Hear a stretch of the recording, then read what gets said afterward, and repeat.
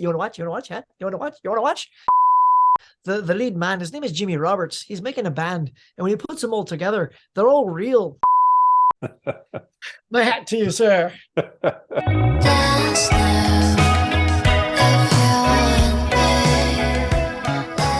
Friends, thank you so much for checking out this video. I really appreciate it. This is the Plaid X2 channel where we talk movies, music, and books.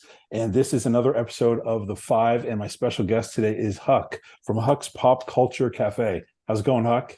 Very good, my friend. I'm so excited to be here. It's a long time coming, but we did it. Yeah, man, this is a long time coming. So I appreciate you taking the time to do this and having grace with me and my schedule bouncing around so much. So thank you. Hey, man. Yeah, let's go. Yeah, it's going to be fun. Well, it's good. Well, man, I just want to say I watched a ton of your stuff. I have for quite some time, and I have some questions for you, pre-5 questions about some of your content. Right on. And yeah, I was actually thinking today, I was like, because I usually ask 1 or 2 questions, but I was like, I actually have a ton of questions I have for Huck. Yeah. So anyway, some of them are more comments, but the swap meet, man, you just did a recent swap meet video. Yeah. And I got to say, raging jealousy when I watch you and Mr. Nichols really hitting that swap meet, because you guys find killer stuff. And there's sometimes where just it's stuff maybe you don't pick up, but it's stuff I saw that I was like, oh, I would have added that to my collection. Yeah, I get that a lot. Yeah. Do you really? Yeah, because some of it, like, I already own, and people just don't know that I own it or not own it. Yeah. So I'm skipping over some good stuff, and people are like, dude, Huck, you didn't pick up this. I'm like, well, I have that. And then others I just didn't want. Yeah. So it is sort of a 50-50 of I didn't get what people wanted me to get. Gotcha. Yeah. But it looks like an amazing sale. Like, both when I watch you and Mr. Nichols, I'm just like, I'm looking through all of the boxes as you're looking through all of the boxes. And it just looks like a killer place to find stuff. Yeah, it's super fun. It's the thing is, like, I just took a break for weeks because it had just been nothing. Like, like the vendors weren't showing up, so that was kind of a bummer. And you want to go and have lots of stuff to pick from. So I just put it off for almost a month, and then finally went back, and people were there that weren't there, and suddenly there's titles. But like, I will say, though, as you can see behind me here, I'm just busting out at the seams, right? And I'm out of space. So now when I go to these swap meets and I'm scoring up big, like I can't do it anymore. Like, I feel like after the last one, it was fun, but I am very limited on space. I don't even have 4 walls like some of you people out there. I don't know what your setup is, but I don't even have 4 walls. I have these 2, and then in front of me is just open space. Gotcha. Because so in fact, even like wall space for posters, I just have one little wall piece right there with the Rocky posters hanging on, and then there's a window. So behind me is it. Like, once it's full, I can't start migrating into the kitchen and into the bathroom. So it's getting tough, man. I'm at that same space. So I have 3 bookshelves, 3 tall bookshelves, and I have 3. I have 2 Charlie Chaplin and a Jean Arthur book, and I have to remove those for any more space. This week I finally filled in all the space, so I've got room for maybe 5 more. And so I do curate pretty heavily. And if there's something, you and I were messaging back and forth, if there's something that I know I won't watch over and over, then I feel like it should be with another collector. And so I will pass that along. But for me, I hear what you're saying, man. Like, my seams, I get you. But that swap me, man, looks awesome. Yeah, it's definitely fun. It's fun to bump into Mr. Nichols. That dude's an early bird, though. He'll get there in the crack of darkness. It's not even dawn yet, and he's ready to go. So, and that's cool. I just don't want to wake up that early just to go movie hunting. It's like, it's not that important. And plus, he does a lot of reselling, like on eBay and stuff, and so that's just too much time for me. Like, already dominating. Like, my new job has taken tons of time for me, so I don't even get to post as much as I used to last year. So I'm kind of hoping to find some more flexibility soon, but we got to make money so we can go play. Absolutely. Well, then the other video I want to mention to you that I was also you did a great job with the thumbnail, because as soon as I read it, I was like, oh, this is going to be amazing, was the 9 boxes, 400 movies. Oh my God. And I was like, that is every collector's dream, to get a heads up. These are here. and you can go through them first. Like that Yeah. must have been awesome. And she took them away after that. Like I was the Really? only one that looked at. And here's the thing is, after doing that video and I'm watching my own footage, I'm like, oh my God, I skipped 2 movies. Like there was a movie, Attack the Block. I really enjoyed Attack the Block, but it was in the last box and I was just starting to get kind of fried, trying to read spines sideways. And it was up against the wall of the box. Like so as I'm scanning, you just sort of do one of those, and I'm done with this box. And I sort of glazed right off of those last 2 titles. And that was one of them. I'm like, Attack the Block was in that box. So no way. I'm waiting, and the place I go to, it got water damage, like they were building next to it, and water got into it, and so she's been closed for like weeks. So I've been like waiting for her to come on so I can call and go, hey, you still got those boxes like in a warehouse or something? There's like 2, yeah. Wow. So, yeah, that was nice. That made me feel good. Man, that one was awesome. It was so good. Thanks. So yeah, well done, man. And then so this one is a bit of a combo. I know you're a huge Rocky fan. I'm a monster Rocky fan. So your Steelbooks video comparing them all with all the other Blu-ray releases was killer. Absolutely love that. And so those are beautiful. It was a great video. Thank you. The thing about those though, John, is they're such a monster to do. And I just never know if anyone's going to watch it. It's like, it's the one thing I wanted people to know, because I know a lot of people just sort of show you what you get in that set. But if you're a collector like we are of that franchise and you love that franchise, that means you have all these other sets. Mm-hmm. Therefore, that's the information I wanted to give people. Like, is it worth it to you to get it beyond just the 4K image? Yes. And they were all lining up pretty good. And it's not a huge viewed video, which kind of surprises me, but at the same time, you just have to expect that. And oddly enough, so I don't know if you get this too, it's the most comprehensive video I've made, and it still has a couple of thumbs downs. I'm like, what about the video did you like? It is informative. It's got graphics. It's like, it gives you everything that the thumbnail promises. Right. And yet some people are like, it wasn't good enough. It was so funny. Derek and I were talking the other day, and I was asking him, because he just crossed 600. So I want to congratulate him on that. And right on there. And just say, hey, man, what advice would you give like people who are maybe thinking about starting a channel? And one of the things he said, which is funny, you mentioned that, he said, just know that whatever video you put the most effort into, no one will watch. And the one that you just kind of flippantly throw out there, people are going to love it. 100%. Yep, I saw that. And I instantly thought of that, because there are things I put way too much time into, but I want it to turn out like I've done videos that take you on tours of places, right? I did the Hollywood Academy, the Academy of Motion Picture Arts and Sciences. My daughter and wife brought me there for Father's Day last year. Could not have been a better gift, In fact, I may just, ask for that this year, because they change it up like constantly. So, and that one, that was a huge video, tons of editing. It's got a good amount of views, but nothing that's blowing the walls off. Another one that just shocked me is right before the last Daniel Craig James Bond movie came out. The Peterson Museum out here had an entire James Bond exhibit filled with all the cars, submarines, like literally the subs that were in there, full size subs, the underwater cars, the planes, like every kind of gizmo gadget car vehicle. And I shot the hell out of that thing and did a walkthrough and a full tour and full voiceover. I even shot pictures of what I'm looking at, so I wouldn't forget what it is, so that way I could read it off when I'm doing the voiceover. Right. Really comprehensive. And I dropped it 1 week before the last Bond movie. I'm like, this is going to be it. Oh, people are going to go nuts. Crickets, man. It's like, I think it still has like 200 and something views. I'm like, what? Yeah. Like that blew me away. I'm like, where are all the Bond fans? So, yeah. But I get to go back and look at it now. Like I put all the work into it. So when I want to revisit it, it's for me. Totally true. Totally true.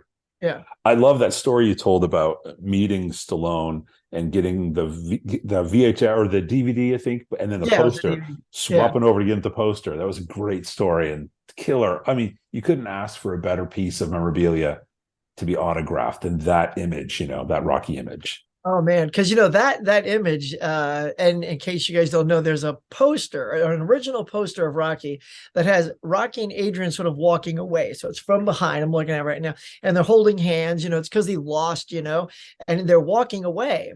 But that was never shown in the movie because they redid it because you know Bill Conti's music was so, you know, amazing, and people are like, oh my god, they're getting the chills and the feels from the movie. So they redid the ending where she just comes to him in the crowd and he's hugging her and he's like, you know, there's gonna be no rematch, no rematch, and it just ends on his face.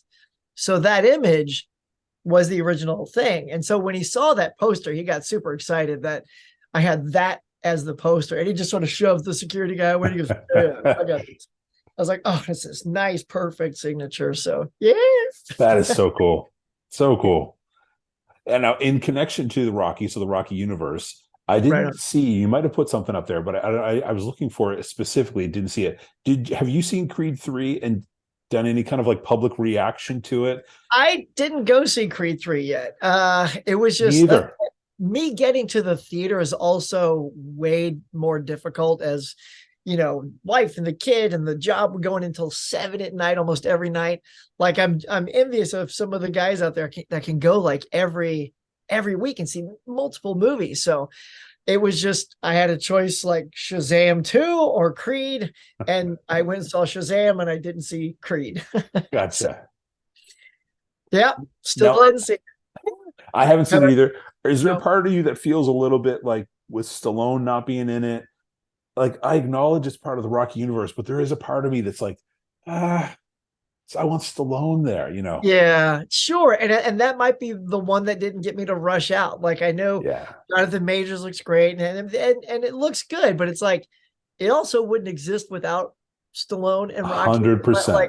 I don't like they have to be careful how much they pat themselves on the back saying, yeah, yeah, but this is our movie. I'm like, agreed, got it, but it wouldn't be here. You wouldn't even have this franchise if not for the guy you had in your first two movies. So Yeah, so that keeps me from being in a hurry to see it, but I do want to see how it goes. But yeah, if now that Rocky's out of it, which he still should have won that Oscar for that, by the way. I mean, come absolutely. on. Absolutely. I know. Bridge of Spies, whatever. That's good. Well, that's Yeah. awesome, man. And then the last thing, I had a conversation with Tim Talks Talkies the other night, and we were talking old movies. We're doing movie recommendations. That video hasn't come out yet, but I mentioned a film and what I did with it, and he's like, "Dude, you got to tell Huck about this, and Uh-oh. you got to get his seal of approval on this one." So I know you like to combo and consolidate movies. Yeah, yeah, I've watched your videos on it. I've seen you do it. So I right. found a movie. So I had, The Day the Earth Stood Still with Keanu Oh yeah. Reeves. Oh So yeah. it's okay. I don't not like it. It's fine. But I Yep. Same. love the 1951 of it. Same. So I had the Keanu Reeves Blu-ray, and in the special edition, it comes with a Blu-ray of the 1951 release. Right. Um, I didn't love the movie, so I was like, I don't really want to keep it in the collection. The artwork doesn't match the film in it that I really want. And then I was thrifting and I found a great DVD release of it that had additional special features. So Nice. See where you're I going. bought it, the DVD release of it. That is a good release. It's That's good. got the booklet in there. And so I have the 1951 edition of the film on Blu-ray. Right. I've got the DVD with all the special features. And now the bonus disc is the Keanu Reeves edition of the film, not the Perfect. others. So Tim said I needed to bring this up to get the Huck seal of approval on this combo out. Absolutely. That is good. And I like Good, that you good. put it in a multi DVD case so that you can keep the booklet without, you know, because if Yes. you shrink into the Blu-ray, obviously the booklet, because those are nice. I actually keep them off to the side now. The only Uh-huh. thing I used to trim would just be if it was an insert with chapter stops. You know what I Yes. mean? They used to inserts on a lot of those DVDs. Those are just that's just an insert. So I'll cut those to fit into the Blu-ray. But if it's a booklet, those stay up on the shelf. But now you've done it in such a nice way that you can keep the booklet with the movie. So Absolutely. You got to keep it. So there you go, uh, man. That was an oh honor of man. you, my friend. My hat to you, sir. All right, Huck. Well, I have bombarded you with all the questions I didn't tell you I was going to ask. Now it's time for me to ask you the questions I told you I'd ask. So, the five Fantastic. questions. So, friends, if you're new to this series, this is a fun series for me because I get to meet other collectors and movie fans, and we get to talk movies. We get to learn a little bit more about the collectors and the community, and also we get 25 film recommendations, which for me is always fun. And Derek and I were talking the other day, like I've had this has got to be pushing late 20s, maybe 30 conversations. And it's so interesting to me how there's so many different unique films that get brought in that nobody else talked about. You'll have a few that some people talk about, but there's so many unique options. So anyway, man, I'm excited to see what you pull up here in the five. So the first question for you, Huck, what five films have you most recently seen? Okay. So it's funny because I'm sure when I get to some of the later ones, there's going to be a little cross-pollinating with some other people. But so I will simply do the three I've seen in the theater because that's some of the ones I've seen. And I mentioned one already. So that was Shazam 2, Fury of the Gods, which was absolutely amazing. That is a movie that is so good that nobody has seen. And it captures that family heart that was in the first film. Zachary Levi is great. The cast is good. It lets the kids do more. I mean, I don't know. It was great. And then Okay. nobody went to go see it. I do feel bad for them. Yeah, I mean, it's like anyway. So, let's see. What's the other one? Oh, so Arlington Road. I just saw. Yeah. That's Jeff Bridges and Tim Robbins, and that's a film like I do this thing now with Tim and Mega Mike that's called the Collectors Club, and we sort of show a movie that we want to just bring light to. It's almost something that we're going to get to with you, and let say, hey, maybe you haven't seen this, go check it out. And I had offered up Ed Wood, and neither of them saw that, and then they ended up liking that. And Tim's was Arlington Road, and that was excellent. Have you seen that? Oh gosh, it's intense. It really is. And it doesn't have like your typical Hollywood ending No. at all. It keeps you guessing the whole time. Is he, isn't he, until you know if he is or isn't. And just like, it was really good. So, yeah, without giving too much away, that was good. Killer performances in that film. Oh, fantastic. Yeah. Fantastic. Great. Yeah. Okay. I'll ask you afterwards. I don't want to there's a character pops up and I'm like, is that character? Like, cause sometimes like they need to cast people that really don't look like other people. Like there's blondes in this movie. I'm like, is that the same blonde? So you'll know. Right. Okay. Yeah. And then I took my wife and daughter on my birthday. We went out and had a big old day, went to a Stranger Things exhibit, which was super fun. And we went to go see Mario Brothers movie. And had a good time with it. I don't have a lot of nostalgia for storyline from the games or anything. So I got to just watch it and really enjoy it through my daughter's eyes. She was just like this the whole time. Like clapping and laughing, and she's 15. Cool. So it was the sweet spot. So we liked it. You know what I mean? And let's see. So those three in the okay. And then recently, I picked up at the swap meet. So I went ahead and popped this in because the girls were out the other night. Is Elysium? I'd never seen this. So it was good. It's the guy who did District 9. Blomkamp or whatever his name is. You know what I'm talking about. The guy who did District 9. Yeah. And he also had the guy from District 9, Charlotte Copley, is also in here. It's also got Matt Damon as the lead. And it was okay. Jodie Foster is also sort of the elite. Like there's a thing in the sky that has all the rich people, and the earth is just a hunk of junk at this point. And Jodie decided to use an accent. Have you seen the movie? I have. Yeah, so she's got this bizarre British accent or something. I couldn't even tell if it was British. And to me, it sort of diminished her a little bit. You know what I mean? Like Jodie already has great presence, screen presence, and gravitas to her, that I thought the accent was weakening that character. That if she was just like sort of that ball buster, Jodie Foster, it would have been a little bit better. So I don't know. It felt like it was a one and done for me. However, I kept watching the bonus features, and those were more entertaining. Like how they did the effects and why they picked Matt Damon, because they needed somebody who could do drama but also be an action actor. And they said Yeah. there's very few guys that can do that, and Matt was one.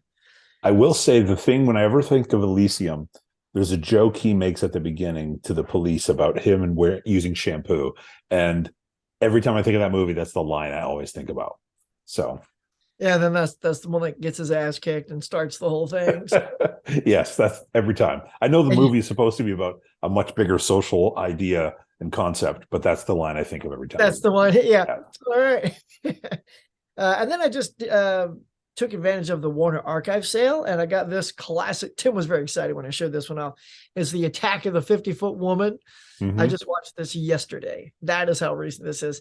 And you know, they say sometimes the effects like are charming because they're bad. Well, these are almost just bad.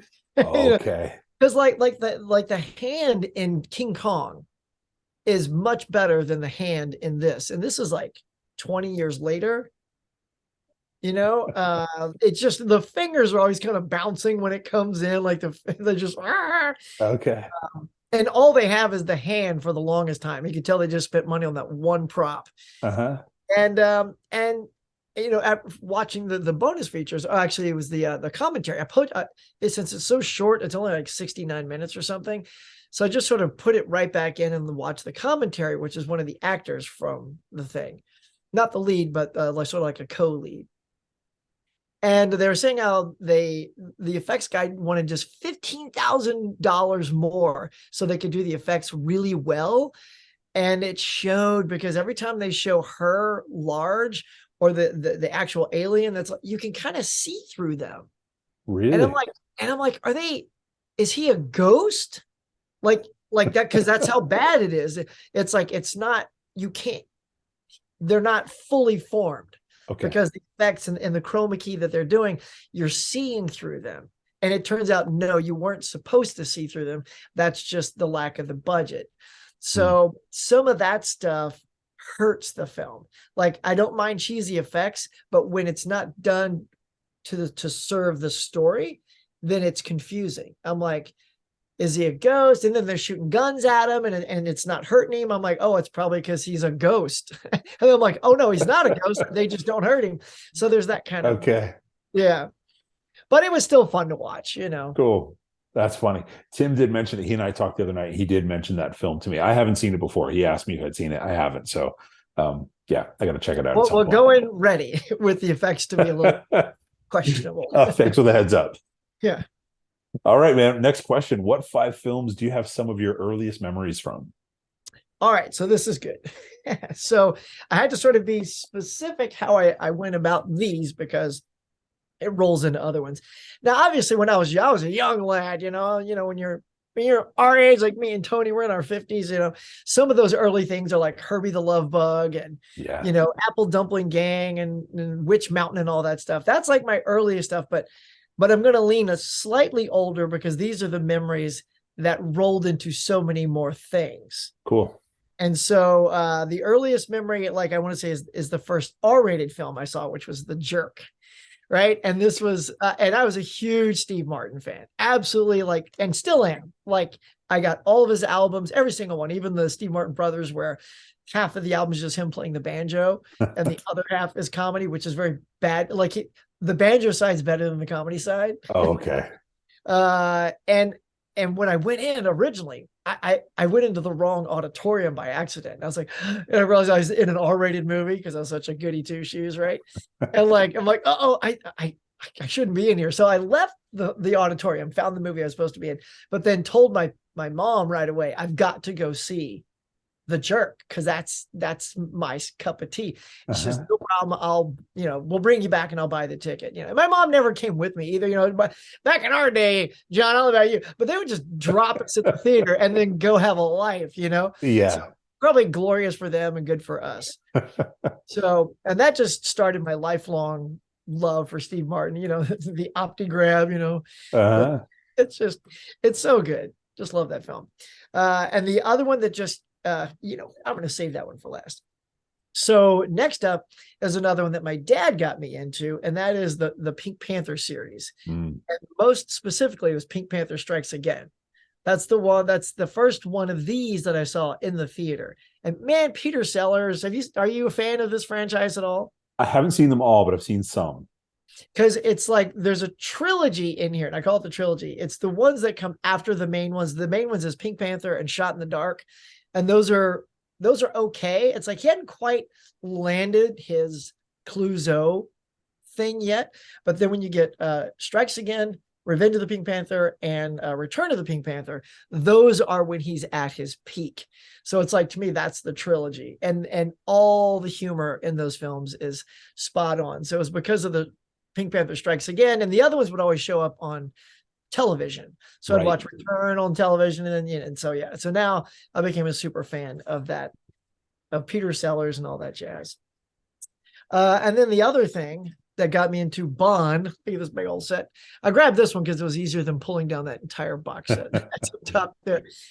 In this is The Spy Who Loved Me. Cool. Right. So this was my first Bond movie in the theater. And because for me growing up, Sean Connery was the TV Bond, and Roger Moore is the movie Bond for me. Okay. Like I've since, I also love Timothy Dalton, and Pierce Brosnan and Daniel Craig, but Moore was my Bond, right? He had sort of the suave, he had the humor, he definitely had things that Connery didn't bring, that I think it's missing in the latest stuff. I love Daniel Craig, but he doesn't have any sort of humor in the character, and I'd love for the next phase to find that again. Cool. Because that is, I think it is part of the character, and Timothy did away with it completely. So if anything, Timothy and Daniel Craig are in the same camp of keep it real. Whereas I feel like with Pierce, he was able to blend. He was Pierce. I consider like the greatest hits. Pierce could do a little bit of Moore, a little bit of Connery. Interesting. A little bit of his own thing. So okay. And he's the one, I think, that kept that franchise going. Like it was sort of not doing well with Timothy Dalton, but when Pierce came on the scene, and that's who everybody wanted anyway. Everyone just kept saying, Pierce is Bond, Pierce is Bond. Goldeneye came out, big old hit. And then for me, Tomorrow Never Dies, that's my favorite of his, because it's got Terry Hatcher, man. Terry Hatcher and Michelle Yeoh. So that's awesome. That's cool. Yeah. So there you go. That's my earliest memories. Nice. Very cool. What about your 5 films that have had some of the greatest impact on you emotionally? It could be worldview, life perspective. Let's see. Okay. So this is how I sort of see that impact.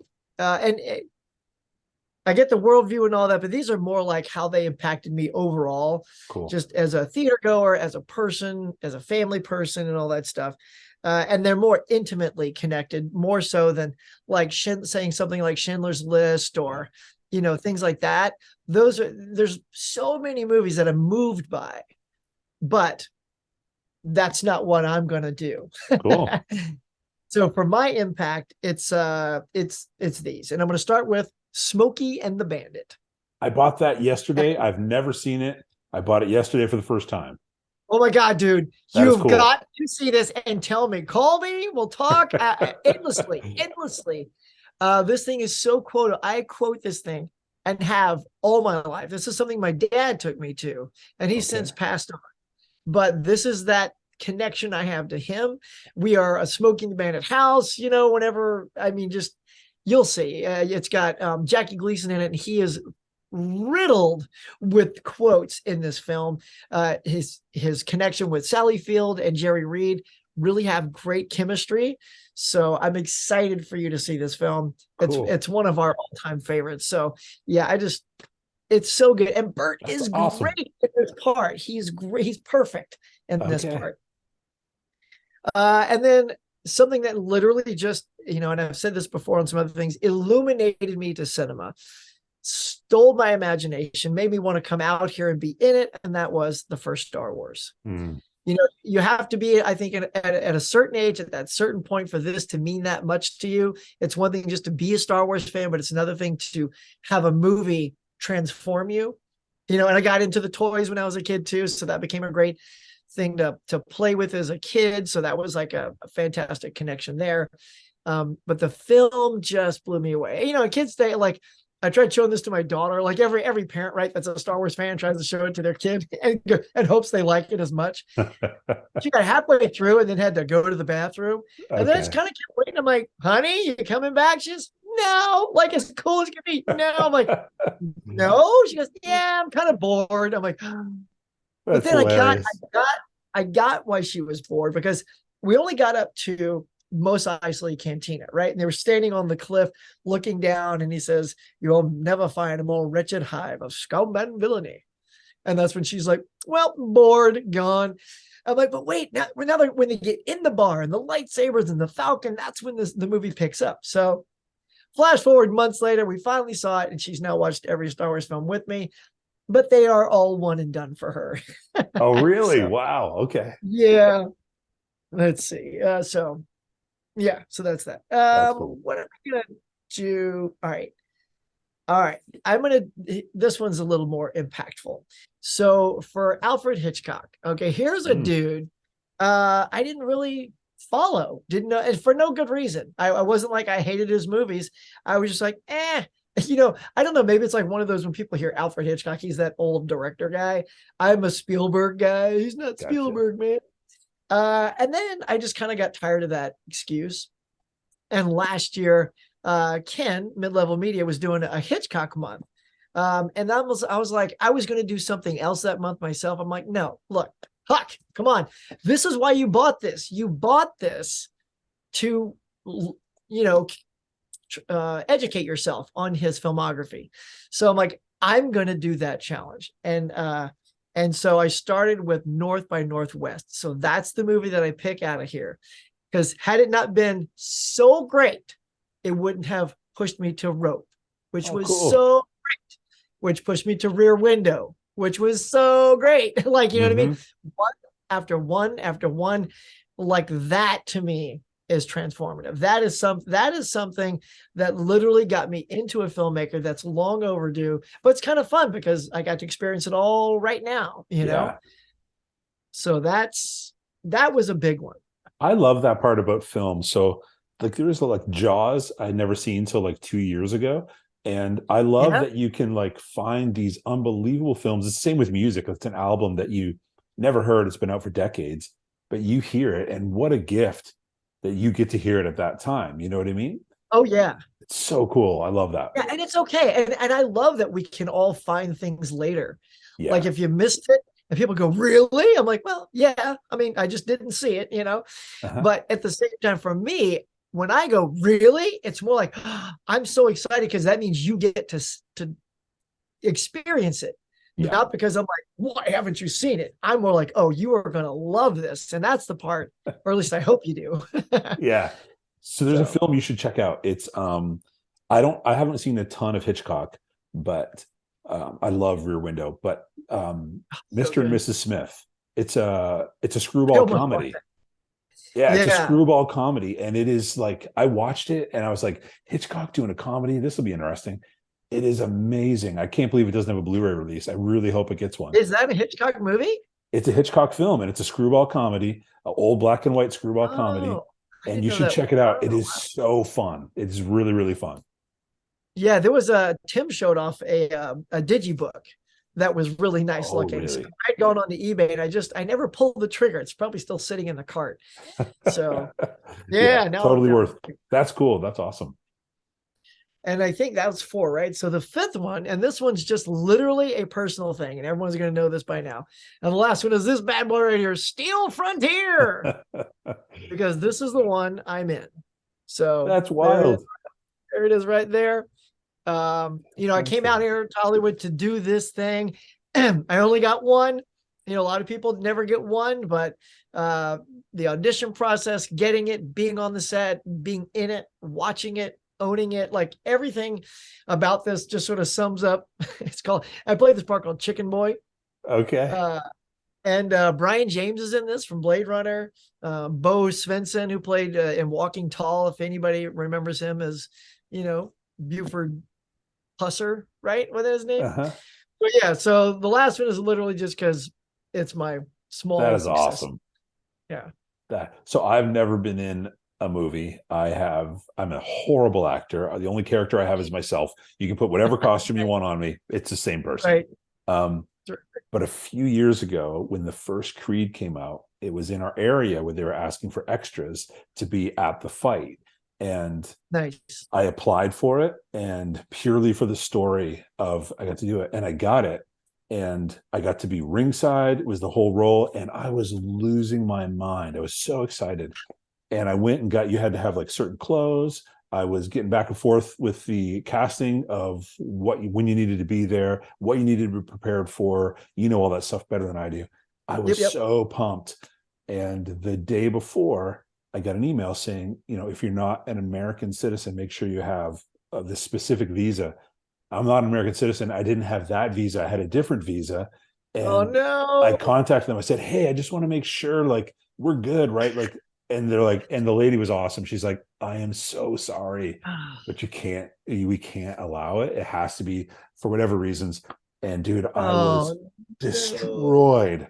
I was like, I could be in a Rocky film. I know I wouldn't have a line. I'd just be like in the crowd, probably wouldn't even see me. Oh sure. But man, so anyway, Oh, that's heartbreaking. I was one day away from being in it, but never And would they happened. have checked you? Would they have checked that? Because you got pretty far without them checking. So I feel like if That's you just right. wouldn't have said anything, they You know never what, like because man? you should have been vetted long before that, Right. I don't know right? if they So would have, but for me, oh I'm not a Catholic, but I have raging Catholic guilt all the time. I assume that's what it feels like. I would have just been like right when I go on. to a border, when I cross a border, everything is fine, but I'm like, oh my gosh, what are they going to find? Nothing. I have nothing's in my vehicle, so I just always have Yeah, that. relax, man. So, Yeah, yeah. so anyway, man. Yeah, look, Well, I started out doing a lot of extra work, so I know how fun that can be. You get on that set, especially if it's a Rocky movie, man. yeah. So I've never done Oh, any of it. That I would be my feel only for you. one.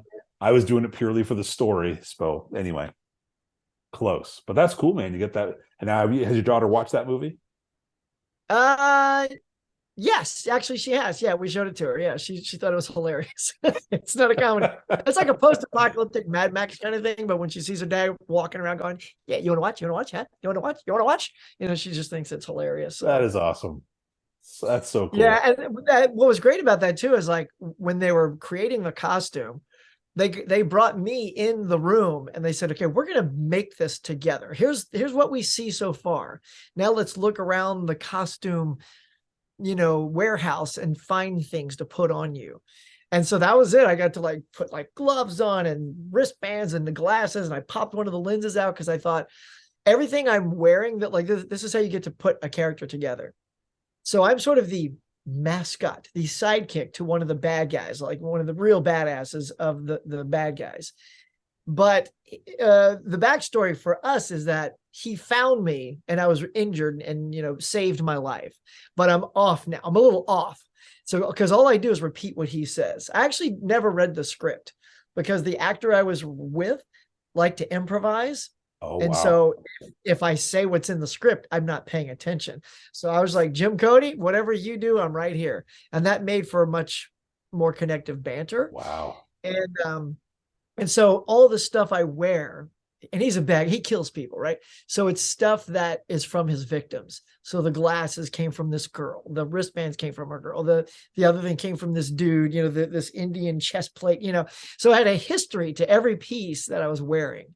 And that's Okay. one of those fun moments that you get to have when putting a character together. So Wow. That's really cool. What a great story. thanks. That's awesome, man. Well, the next question for you: what 5 films do you consider to be underrated films? More people should know about or check them out. All right. I like this too. Okay. So I mentioned many of these. I had one called Hidden Gems. So I'm just going to lean into these because they are my favorite. So Chef is one. Have you ever seen Chef? I haven't. Oh, this is it's a terrific story. So Jon Favreau writes, directs, and acts in this. And of course, when you're the director, you get people like Sofia Vergara as your girlfriend. But listen to this, like John Leguizamo, Scarlett Johansson, Oliver Platt, Dustin Hoffman, and Robert Downey Jr. I mean, it's stacked with Crazy. great stars. And it's just all about wanting to be a better self. So he's this hit chef working at an A-list restaurant, but he's just pumping out the same garbage all the time. And yes, it looks great. And yes, it tastes great, but he's losing the heart in the food and the passion. And so this food critic keeps trashing him. Well, like he's not innovating enough. And it just pisses him off, right? So he just goes on to get a food truck. And his buddy, John Leguizamo, that worked with him, says, I'm coming with you. We're going to do this together. And he's a single dad. And Sophia is his ex, right? And the son, though, he has the son come along because the son knows social media. So the kid is like posting stuff on Instagram and all these socials, and people come out to the truck. So I mean, it's a feel-good movie. And man, are you hungry when this is over? I just kept wanting to eat the sandwiches he kept making. That's so funny. good. Next one is an Alan Parker film that I love called The Commitments. This is one that I will reach for the stars for. It's got a cast of nobody you would know. They're all Irish actors. I always say the lead man, his name is Jimmy Roberts. He's making a band, and when he puts them all together, they're all real. And so like when Alan Parker made this, he said, I need these characters to know how to play music. So being musicians first was the most important. Then we can get them to act. Perfect. I mean, you could not see more realistic looking and acting people than in this film. And the music is absolutely phenomenal. The lead singer is just, he's not the most attractive fellow, but man, does he got a voice that can belt out some tunes. I need to check that out. It's fantastic, man. Check out The Commitments. Love that film. Another one is a Chris Reeve film, and that's called Somewhere in Time. This is a wonderful love story with Jane Seymour. It's got a little sci-fi twist to it, but it's really just a love story. Through science fiction, there's a way Christopher Reeve goes back in time to be with her. She finds him in the future and says, "Come back to me." And there's ways, you'll see, if you see it, you'll see how. And then he goes back in time, to this era, and to be with her. And I can't break any of the stuff that happens in it because there is some nice little moments of, oh no, kind of deal. But and I just love Chris Reeve. He's still my favorite Superman. And he didn't have a lot of success outside of that character in that franchise. But this would be, I used to work at a video store, John, and people would always ask me for recommendations. This is back in the day when you'd walk the floor and ask people, hey, how you doing? How's your day? What you looking for? A film, and you would like make connections with your video guys and trust that they would give you solid recommendations. And if anybody said, I need a good drama, I would always say Somewhere in Time, or I'm gonna forget the other one. Anyway, I'll stick with this one because I can't remember the other one. And those are always my go-tos, and no one ever came back saying they didn't like Somewhere in Time. I need to check that out too. And it's and I believe it's Jane Seymour's film debut, I think. All right, where to go next? All right, next up is Untamed Heart, Christian Slater and Marissa Tomei, or Tomei if you're in the Tomei camp. Another sort of a bittersweet love story. They're all co-workers. Who else is in there? Rosie Perez is also in here, and she's a co-worker with Marissa Tomei, and they're best friends. And Marissa falls in love with Christian's character, who has a heart problem, heart issue. And he's got they told him when he was growing up that he's got a baboon's heart, and so he would tell people he's got a baboon's heart inside. And it's one of the most simple performances by Christian Slater, because a lot of time Christian Slater is a little bit like a young Jack, like you sort of had that like young Jack thing to him, and this is just super sweet. So this is one I like to advertise. Nice. Yeah. And the last one, so this is one I call this a hidden gem, because I feel like while people have heard of it, nobody talks about it. And just in case you're still in that camp where you just hear about it and you've yet to see it, it's Leon the Professional. Yeah. I mean, this movie, for me, directed by Luc Besson, also got Gary Oldman and the amazing Natalie Portman as a young actress. Again, I think this is her film debut. If not, I'm pretty sure it is. She's phenomenal in this film. Have you seen it, John? I Have you seen have. this? I saw it about Oh a my God. year ago for the first time. Oh, Yeah. right. And Yeah. did you love it? It was Like it? intense. It was Yeah, super intense the whole time. Gary right. And Oldman is unhinged. he is unhinged everyone. Yeah. That's the thing. Like he has to win so bad that he's calling out, like, you're abusing your power to the extreme. Hmm. And that ending when they go in and raid his place and he's hiding in the rafters, I'm like, oh my God, he gets out dressed in disguise, and oh my God. And again, also not your typical Hollywood ending, Right. Exactly. similar to another one I mentioned earlier. And so like Arlington Road. And I think this is pitch perfect. I think the acting, directing, the writing, everything about this, and there's to me a few perfect films. This is a perfect film. Yeah. Even with that in, it's it's so good. So just Yeah. in case there's still people out there that have, oh yeah, Leon. It's like, yeah, but if you haven't seen Leon, you need to. Yeah. There's such like moments of just unbelievable intensity and then really subtle moments in that film. It's got both, and the pacing is perfect throughout the entire film. Yeah. How Yes. they, Perfect pace. yeah, how they can balance that, because some of the intensity is insane, and then there's just really subtle, beautiful, quiet moments, and the pacing of it is perfectly woven together. Yeah, so And the good. heart, it's like I almost come to tears every time I think about it. But the scene at the table between him and her, when she's just like she's getting drunk, it just breaks your heart. Yeah, Like it's so good. And the international cut, that scene's a little bit more beefy. Like it was a little cut down for American audiences. But man, if you check out the international cut and just check out that scene, man, she kills it. And he's just taking it all in. yes, Fantastic. yeah, Yeah, so good. man, great picks. I got Yeah. some trailers to watch a little later. Yes, you do. There you go. Awesome. Well, the last question for you, Huck, is what 5 films bring you the most joy, hope, laughter? They put a smile on your face. All right.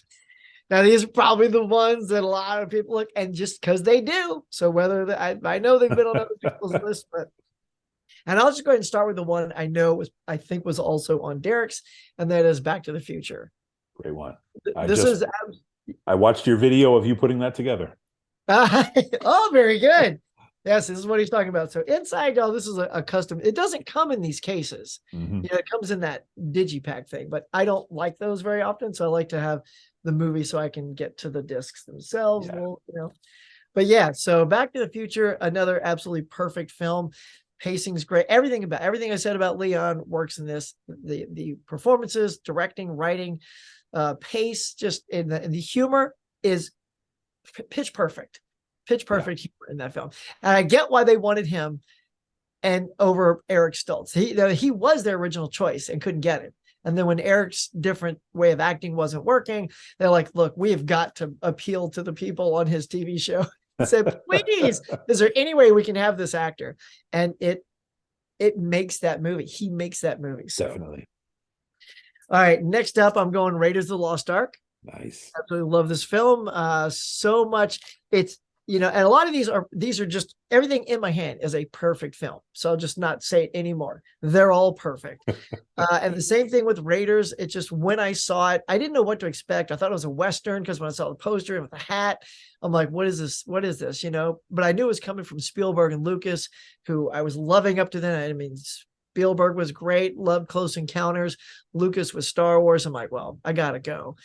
And Harrison was fantastic. I think again, the adventure of this, it's one of the greatest adventures ever put to film and one of the greatest characters. And it, to me, solidified Harrison as that iconic, one of the last few, actors of our time that you can say is a legend.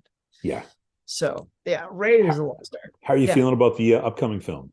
I'm all for it. Yeah. Cool. I mean, I'll never say, I think it's sad that it's taken so long to get 5 indie films. Like it's like a 40-year span or whatever it's been. And like, I feel like it's also longer between Crystal Skull and this one than it was between Last Crusade and Crystal Skull, or close to it. But yeah, it's just the time spans between them are just too great. Mm-hmm. So James Mangold, I have faith in. So, until I see it, It's great. Let's see. Oh my God. Okay, so we're not gonna do that one. So we'll just jump to this one because we've talked about it, and that's Rocky. I'll go with Rocky. Perfect. Love everything about it. I've said it 1,000 times. The story behind Rocky, Stallone sticking to his guns, saying you can't have the script unless you have me. And then they said, great. And then the producers are like, okay, the dailies look great, but where's Stallone? And he goes, no, Stallone, he's in all these shots. And like, oh, because, he said, if you want to know who Stallone is, go watch Lords of Flatbush. It's got Henry Winkler and Perry King. So from what I've heard many times, they thought Perry King was Stallone. So they said yes to casting Stallone, thinking it was Perry King. Really? So yeah, I've heard that story a lot. So whether that's, a truth or not, I think it's kind of hilarious, even if it's not, that Yeah. he said yes based on another actor, but and now he's got his career for that. And the film itself too, it's a sweet love story. It's more of a love story to me Yep. than it is a sports movie. Because here's the thing, I don't care about boxing. I'm not a boxing fan. Yeah. I don't watch so-and-so versus so-and-so. I don't put on the main event and all that stuff. But boxing movies, I like. Yeah. If they're done well, and Stallone just made a killer boxing movie, thus a killer boxing franchise, all based around a sport I don't care about. To Yeah. me, that's you got a golden touch if you can take a subject matter that people may not be that familiar with, and make it good. Yeah. What do you Stephanie at Movie Chatter, she and I have had this conversation about Rocky. She's a huge fan as well. We both believe that would be a perfect addition to the Criterion Collection, Oh, because yes. it Yeah. is like a quintessential American film that is just, everybody knows about it. And like you said, I'm not a boxing guy either. I never watch boxing, but those films aren't about boxing. Those are it's about relationship. It's about dreams. It's about coming from nothing. It's about overcoming. It's about all these other things. And right now, especially with you still have a lot of the cast still alive. Could you imagine the special features of the interviews and the commentaries that could be had, Yes. So we both Yes. believe that it would be a perfect addition to the collection if they could ever pull I that am off. behind you on that. Oh man. And look, and Talia Shire, Oh wow. man. What a performance. I mean, Yeah. and yet the two of them have such incredible chemistry, and they're not, they could be from two different worlds, right? And yet somehow there's a charm and a believability about that relationship that you're rooting for, you're behind, even when her brother's kind of an a-hole, and like, but he's still like, Yeah. still thinks of him as family. It's just, God, it's so good. I'm I with you. love Paulie. Paulie absolutely in that first film couldn't be a bigger jerk. But by the Right? time you get to Balboa, like I'm in tears in Oh yeah. all of his scenes, and I missed him so Yes. much. When that was, when his arc in the whole Rocky story was done, I missed him deeply. In that film, when he was regretting how he treated his sister, when he was regretting like even just his own life choices, who he's become, who he is, I'm like in tears the whole time. When I just love Yeah. Paulie so much. But you're right. In that first film, yeah, he's a monster. Oh yeah. And in every film, Adrian is the one that peps him up when he needs a Yeah. pep talk. Like there's no greater pep talker than Yeah. Adrian Balboa. And like even in like Rocky 4, and she's on the stairs and she's like, you can win. Like, and like and I'm like, wow. Yeah. And that's real. The others are like, you've got this. And that one's like, you could die. He Yeah. killed your best friend. Yeah. Oh, I want to go watch the Rocky films right now. I will cry. All right. So to pick it up, make it a little bit lighter, what do we go? I'll do this one next. So it's Galaxy Quest. So good. Absolutely love Galaxy Quest. So good. It's this perfect world for me because I'm a sci-fi fan, I'm a Star Trek fan, and Galaxy Quest, they said for the longest time, was the best Star Trek film ever made. That and to a certain degree, that was true. Even like Tim Allen got to fight a rock monster, which is what Shatner wanted to do in Star Trek 5, and they never got the budget for it. That's So I so feel funny. it feels strange to me that this spoof comedy, not really spoof, a parody or satire, seemed to have more of a budget than Star Trek 5. Wild. it feels like, if it didn't, it certainly looks like it had a bigger budget. Mm-hmm. And the performances, I mean, like Alan Rickman, he's kind of playing the Spock character. He's the alien, but he's also like a little bit of Patrick Stewart, because he's the theatrically trained Shakespearean actor underneath the thing, and he never takes the hood off, if you will. Oh my God, it's just it plays out perfectly, and they're doing the autographs. And the guys are like talking to Alan Rickman, and he just he just stares into, snatches the photo out of their hand, signs it all pissed off, and then hands it back. I'm like, Yeah, oh my God, this is so good. it's so good. Yeah, because as a fan from that, I can laugh at it. I know what they're poking fun at, and as a Star Trek fan, I don't get offended. If anything, I'm like, this is the guy who made this is a fan. And then just tossing Justin Long in there, and he's us now. He's me, and he's you, and when he's like, I didn't even get to the relevant conundrum, just Right. all those things, until he when Tim Allen finally calls him and tells him, you know what, you're right, it's all real. I knew it, and he gets all excited, like it's real. Like everything about that film, just it was so good. It was so smart, and I agree with you. I'm a huge Star Trek fan. And at no point do you feel offended. You really believe it. You can feel that they're also fans too. And the cast was perfect. I watched it recently for the I don't know how manyth time. I laughed so hard. So good. It never it always, like, your thing was, what puts a smile on your face. Yeah. And I showed this also, and my wife, it's one of her favorite films, so we love it together. Cool. And we showed it to our daughter, and she absolutely loved it. She goes, that was amazing. I'm like, yes. So when you can score like that everyone in the house loves something like that means a lot. Amazing. And the last one is very similar, super quotable. Everyone in my house loves this film as well. And it's black and white, and that is Young Frankenstein. Yeah, classic. So, I mean, just there's so much about the performances. Gene Wilder, of course, Mel Brooks film. It's in my opinion, this is my favorite Mel Brooks film. I know a lot of people might lean towards Blazing Saddles, but this is so much like light year. I like that, and this is light years over that. And super quotable. Marty Feldman is Igor. Mm-hmm. I thought it was Igor. No, it's Igor. Walk this way, and all these things. I don't know. It's so good. Madeline Kahn, who I love and adore. Growing up, she was one of my favorite comedians. Terry Garr, just it's so great. And it, again, like Galaxy Quest, it pokes fun at the original monsters, but also shows how much love it has for those films. To the point where, I mean, this was like 70 or something like that, or 70. So color film is certainly around, but he chose to keep it in black and white so that it has that same feel and flavor. So yeah. Great picks, man. Those are awesome. Thanks, man. Now, are you a fan of that? Have you seen Young Frankenstein? I have. I actually, maybe 2 years ago, I saw it for the first time. See, there you go. Look at you finding all these gold. It's true. I love finding new stuff. And whether, again, it was music or movies, it's just like, it's a great gift you have. And as you said, you only get to experience that album or that movie for the first time once. That's right. So killer. It's awesome to be able to later on in life have that first feeling. You know what I mean? So it's all a gift. It's all a gift. Yeah, love it. So on the Star Trek thing, I see them right behind you. And down there. I've seen the first 2 seasons of Picard. Are you watching the 3rd season? Oh, yeah. So I haven't seen it. I'm waiting till it's out in physical, and then I'll binge the entire thing. Are you enjoying it? So I've seen none of it. Are you enjoying it? So first of all, what'd you think of seasons 1 and 2?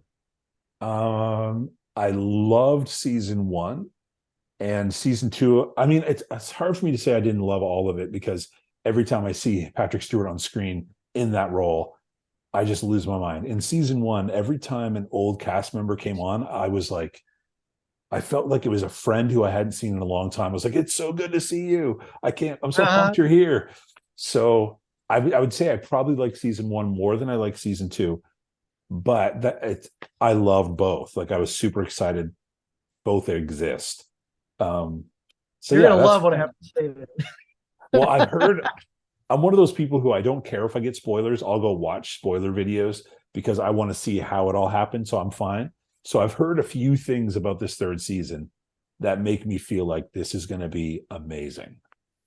Oh, I can tell you without even spoiling anything. Okay, for me personally, I didn't care for seasons 1 and 2. Oh, Loving these really? characters or not.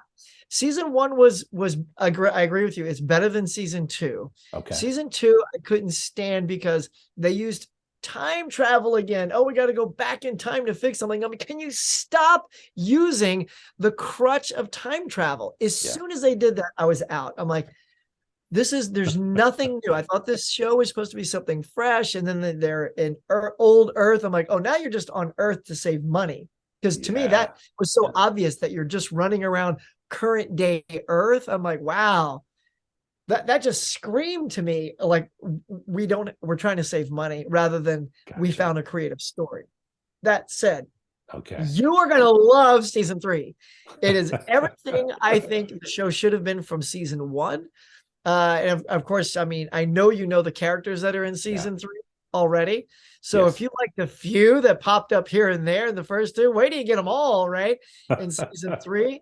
And what I love about them, Terry Matalas took over. So it's no longer Akiva Goldsman and all those people who are just killing it, you know. And I don't mean killing it, I mean killing it. Right. So Terry loves the show and the franchise, and he's doing exactly what you and I want to see from these characters. And they've grown. You know, it's been 20 something years Yeah. since these characters have been together, and stuff has happened to them.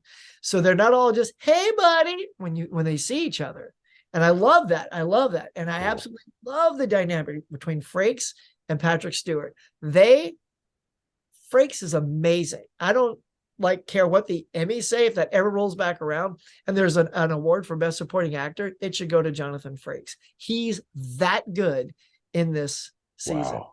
So and I won't buy any of the other 2, but when this one comes out, I'm buying this one. Really? That's how Okay. serious I am. Yeah. Well, that's cool. I'm very excited to see it. I'm really looking forward to when it comes out, to picking that up.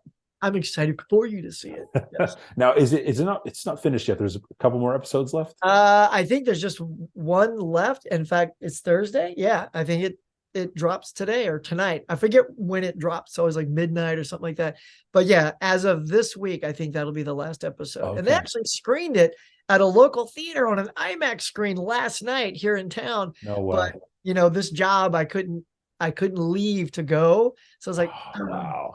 So I got to see it here. But man, I would love to have seen that on the big screen. I don't know if they probably had maybe some of the actors. I haven't Googled to see if any of the actors showed up for it, because I would think they would have. But yeah, I'm excited for the finale. that's really cool. What's behind? So once it airs, okay, and they've already said this is it, right? There's only season 3.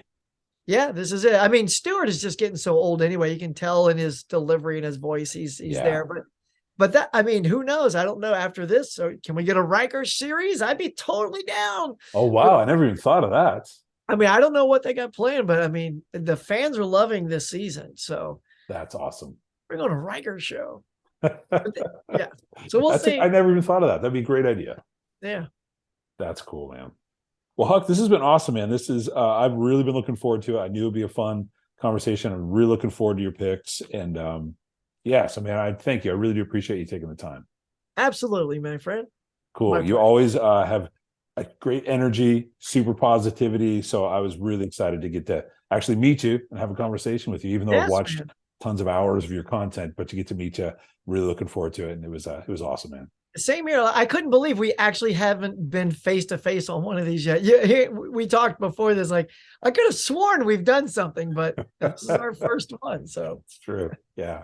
Yeah, it's great. Cool, man. Well, thanks. Is there anything coming up on the channel you want to let people know about? No, nothing like super special other than I started this thing with Tim Talks Talkies and Mega Mike the Movie Man called the Collectors Club. So once a month we bring that around and we bring you guys different collectibles that we collect. We reach out to the community and ask you guys, like, John, we'll tell you right now if there's anything you want to show off that you collect other than movies, because everyone knows we love movies. It's all these other things like that thing right there and stuff that people don't know that we collect. That's a lot of fun to show off. And we also share movies with each other that we'd like to have a little notoriety to. and then we spotlight some actors that we like in each one. So all that's been a lot of fun. We've only had 2 episodes so far. The last one we had the Rad Pack make a little cameo, which was super fun. So that's really the thing that's coming. And I am trying to put together another trivia soon because everyone's been asking about that. So that's what's coming. Yeah. Very cool. Well, awesome. Well, friends, thanks for checking out this episode with Huck. If you're here, you're probably already subscribed to Huck's channel, but if not, you should absolutely do that. Follow him on Instagram, and yeah, because he just has killer content all the time. So, Thank you. Huck's, thanks so much for coming out and for having this conversation. I appreciate it. My pleasure, man. Thank you. All right. Have a great day. Bye.